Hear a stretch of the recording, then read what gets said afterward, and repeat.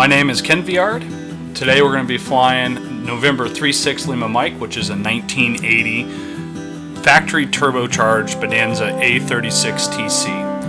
It's a turbocharged Continental engine with 300 horsepower. We're going to be departing Austin and we're going to fly up to Temple, just kind of cruising around underneath the clouds, having a good day of flying. 901 Hotel, turn left heading 130, runway 17 left, clear for takeoff.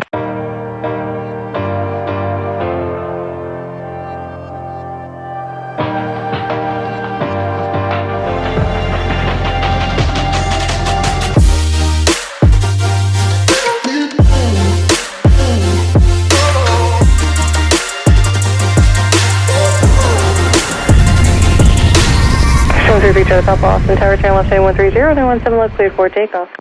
So I got started flying back in 1997. I was a college student. My dad was taking flight lessons as a kid, but he never finished his flight training. But I did get an opportunity to fly backseat with him a couple times. When I was in college, I showed up to a flight school and just said, sign me up. And I started learning to fly in March of 1997. And by October of 1997, I earned my private pilot certificate. I met Ken on a Facebook group for pilots in the Austin, Texas area. This was in Florida, and ever since then I've been renting airplanes in Florida, joined a aero club at a local Air Force base that I was a contractor at, and got to fly quite a few different airplanes, different variants of Cessnas and Pipers and Warriors and Arrows. Then I moved back to Austin. He had posted a message about wanting to fly and asking if anyone wanted to join him, so I decided to send him a message and take him up on his offer.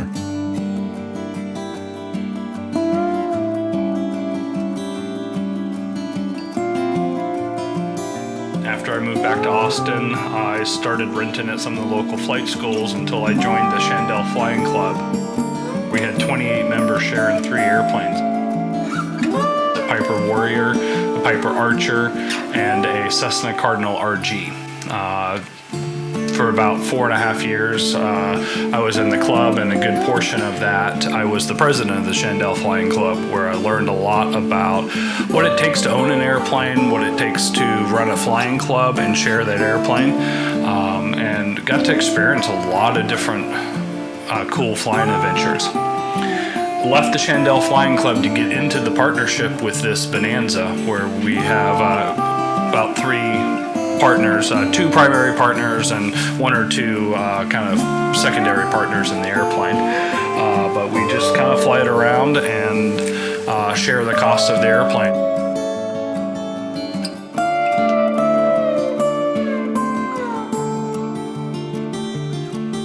And the Bonanza is truly an amazing airplane to fly. Before I started flying, I never realized how close-knit the aviation community was. I kind of fell into it where I had a friend said, hey, we're going to get an airplane, you want to join the club? And I didn't really even ask or care about what kind of airplane it was. I was just ready for something new. It seems like everywhere I turn, I'm meeting someone new that has an awesome story to share.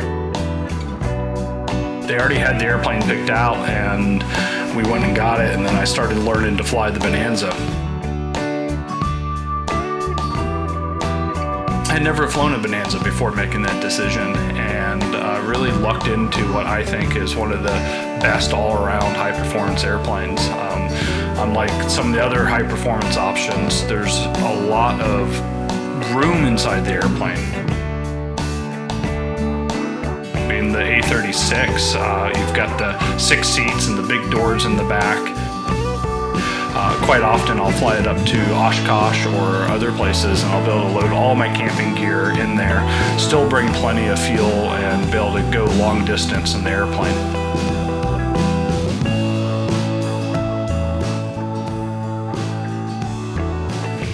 The airplane holds 74 gallons of usable fuel in the mains, plus 20 gallons in each tip. So when you add all that up, it's 114 gallons of usable fuel. That 114 gallons can take you a long way. When flown lean of peak, it gives you over 7.5 hours of flight time.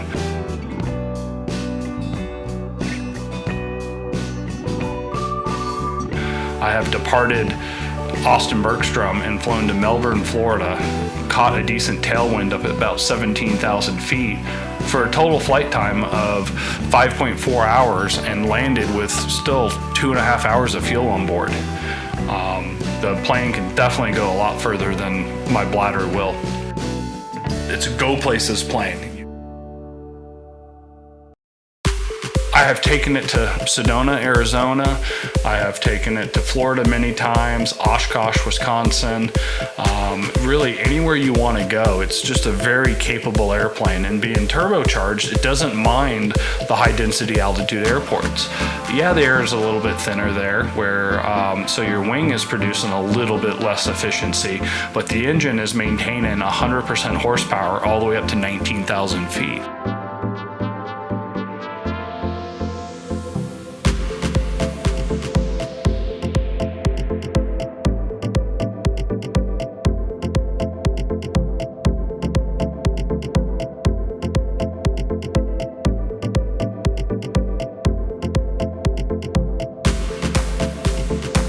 Putting in all the work it takes to study and practice and fly and spend money, sometimes you forget really that the whole point of this is just to have fun and get in the air and enjoy the sights. Flights like this with people like Ken help keep you grounded and remind you of why you started this adventure to begin with.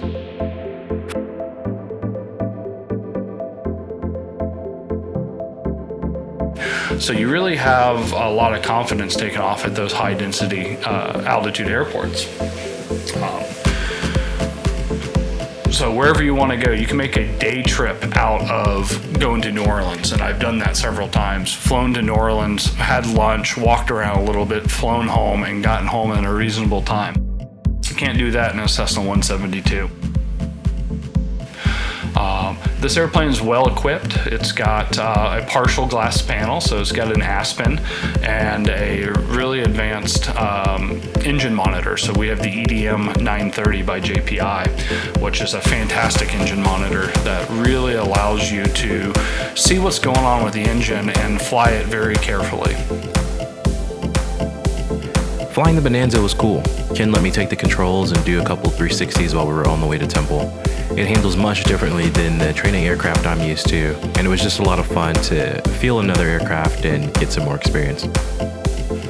When you get into the bigger engines, the higher horsepower engines, monitoring the engine becomes critically important. I would almost never buy an airplane that had a big engine in it that wasn't flown with a good engine monitor, because the likelihood of that engine not making it to TBO is much greater.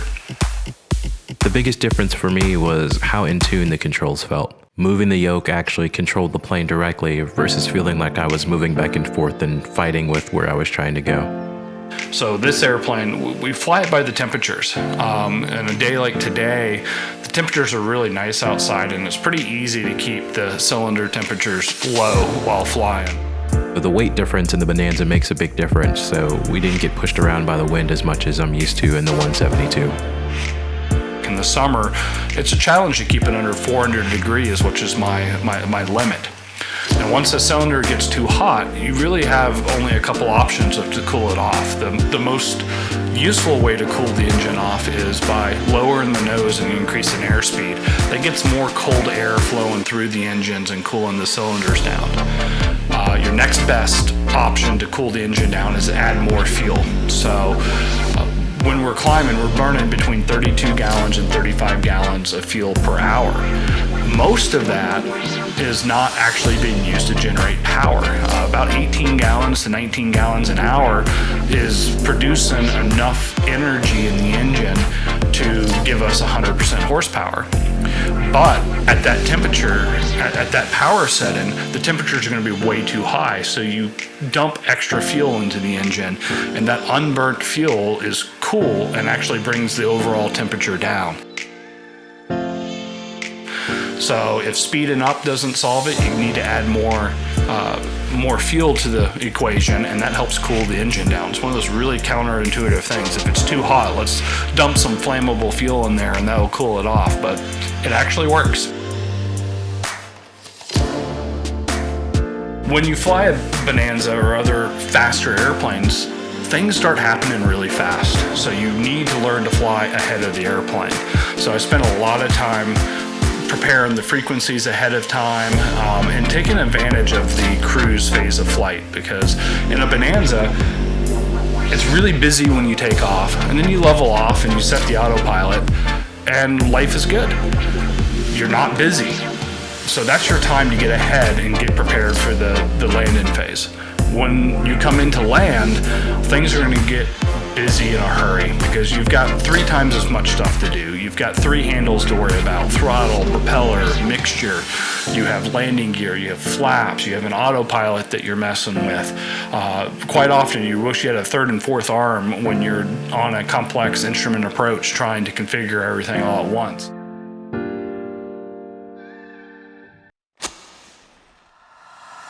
So it's really important that you get comfortable with the flows that you're going to use and how you adjust the airplane from one phase of flight to the other, and you do it the same way every time, and you get practiced at it, you get smooth at it, and you know what's going to happen.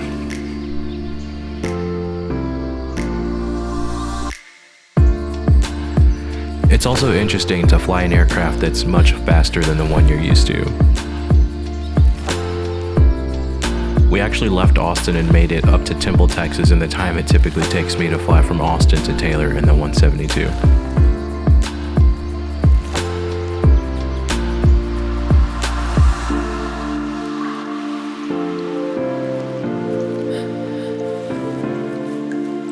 This video is edited down for time, so you don't see the whole flight, but it was still pretty quick.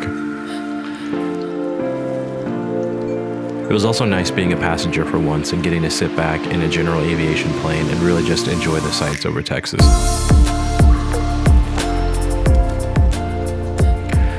A lot of times when you're flying, you're really focused on getting where you're going, talking on the radios, navigating, working the plane, planning out your landing, and you don't really get to sit back and just enjoy the views. So being in a plane like this was really nice to just look around, relax, and hang out. You get a real appreciation for how fast this plane flies as you watch Ken set up for landing. His flow is completely different than the one I would do in the 172, and there's so much more workload involved in getting the plane down at the correct speed and safely. Mastering this takes years and years of practice, and Ken makes it look effortless, which is cool.